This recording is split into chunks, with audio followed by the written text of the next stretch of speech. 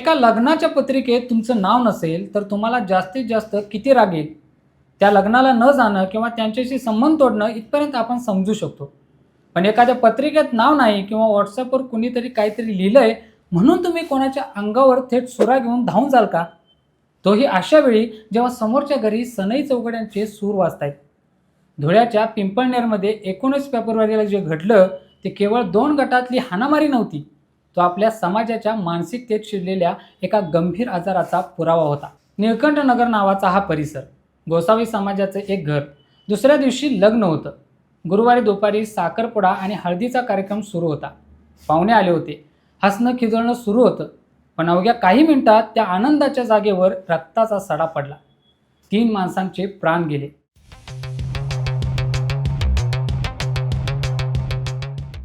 नमस्कार, मी सुनील आणि तुम्ही पाहताय या बोलूया.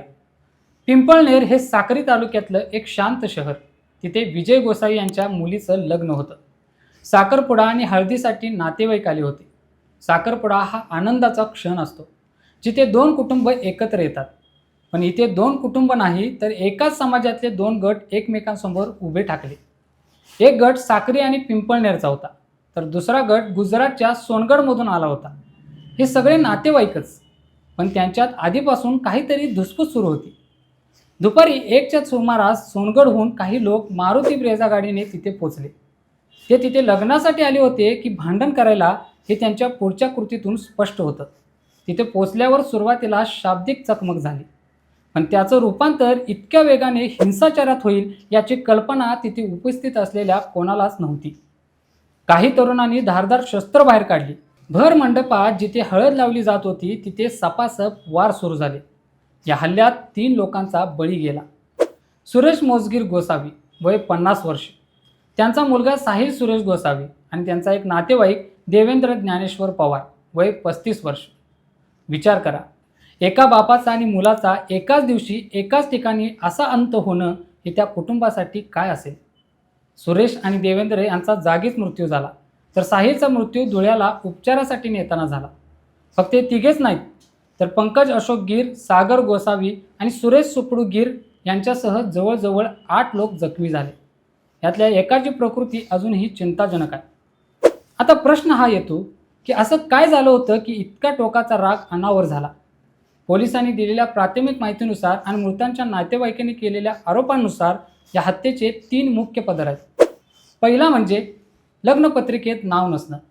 ऐकायला हे खूप साधं वाटतं, पण आपल्या ग्रामीण आणि निमशहरी भागात लग्नपत्रिका हे केवळ निमंत्रण नसतं, तर तो एक सामाजिक प्रतिष्ठेचा मुद्दा असतो. पत्रिकेत कोणाचं नाव वर आहे, कोणाचं नाव सुटलंय, कोणाला मान दिलाय यावरून घराघरात वाद होतात. या घटनेतही काही नातेवाईकांची नावं पत्रिकेत छापली गेली नव्हती आणि हा अपमान त्यांच्या जिव्हारी लागला. दुसरं कारण होतं व्हॉट्सअप स्टेटस. आजकाल व्हॉट्सअप हे केवळ संवादाचं माध्यम राहिलं नाही आहे, तर ते संघर्षाचं मैदान झाले.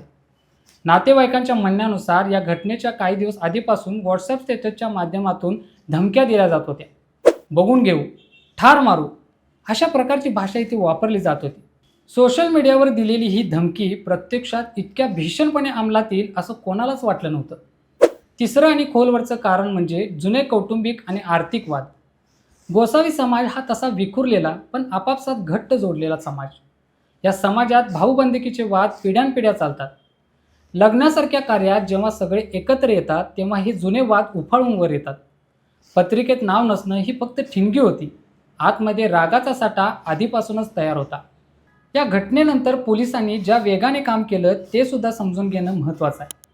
हल्ला करून आरोपी त्यांच्या ब्रेझा गाडीतून गुजरातच्या दिशेने पळाले, पण साक्री आणि पिंपळनेरच्या पोलिसांनी लगेच नाकाबंदी केली.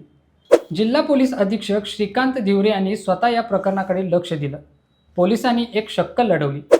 आरोपी ज्या ओटाबारी घाटातून जाणार होते तिथे पोलिसांनी स्थानिक लोक आणि ट्रक ड्रायव्हरची मदत घेऊन मुद्दाम ट्रॅफिक जाम केला. आरोपींची गाडी त्या वाहतूक कोंडीत अडकली आणि पोलिसांनी त्यांना तिथेच गाठलं. कांतीलाल गोसावी, जसवंत गोसावी आणि त्यांचा ड्रायव्हर अशा तिघांना ताब्यात घेण्यात आलं. त्यांच्याकडून गुन्ह्यात वापरलेला चाकूही हस्तगत करण्यात आला. या गुन्ह्यात आता भारतीय न्यायसंहिता म्हणजेच BNSच्या कलमानुसार कारवाई सुरू आहे. पोलिसांचा असा कयास आहे की हा हल्ला पूर्वनियोजित होता. म्हणजे ते लोक घरातून निघतानाच हत्यारं घेऊन आणि कोणाचा तरी जीव घ्यायचा या विचारानेच आले होते. पण विचार करा त्या नवरीचं काय?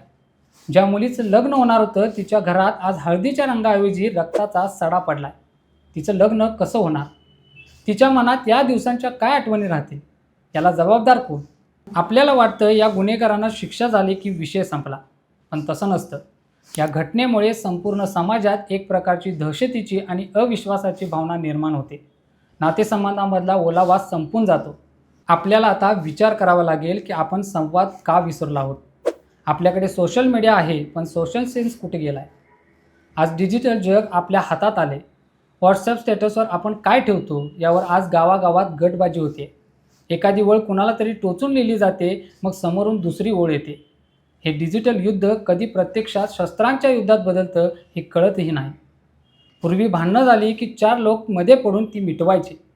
आता भांडण व्हायच्या आधी ते स्टेटसवर जातं, तिथे त्याला खतपाणी मिळतं आणि मग त्या रागाचा स्फोट होतो. आपण आपल्या वैयक्तिक वादांना इतकं सार्वजनिक करतो आणि त्यात इतका हिंसक पवित्रा घेतो की त्याचे परिणाम बघण्यासाठी आपल्या पुढच्या पिढ्या शिल्लक राहत नाहीत.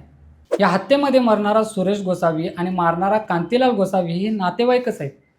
एकाच रक्ताचे लोक जेव्हा एकमेकांचं रक्त सांडतात तेव्हा त्या समाजाचं भविष्य काय असेल? पहिली गोष्ट म्हणजे संयम. राग येणं नैसर्गिक आहे, पण त्या रागावर नियंत्रण मिळवणं हे सुसंस्कृतपणाचं लक्षण आहे. दुसरी गोष्ट म्हणजे तंत्रज्ञानाचा वापर.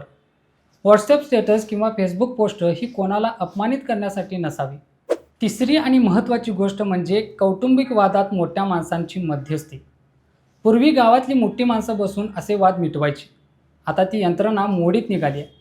तुमच्या आजूबाजूलाही असे छोटे छोटे वाद सुरू असतील, पत्रिकेवरून कोणी रुसलं असेल किंवा सोशल मीडियावर कोणी कोणाला टोमणे मारत असेल तर वेळीच लक्ष द्या. छोट्या वादाचं रूपांतर मोठ्या हिंसेत व्हायला वेळ लागत नाही. अहंकार माणसाला आंधळं करतो आणि आंधळा माणूस फक्त विनाश घडवू शकतो. हा विषय तुम्हाला महत्त्वाचा वाटला असेल तर विचार करा आणि इतरांशीही यावर बोला, कारण जोपर्यंत आपण बोलणार नाही तोपर्यंत गोष्टी बदलणार नाहीत. नवीन व्हिडिओत नवीन विषयासोबत पुन्हा भेटूया. या बोलूया.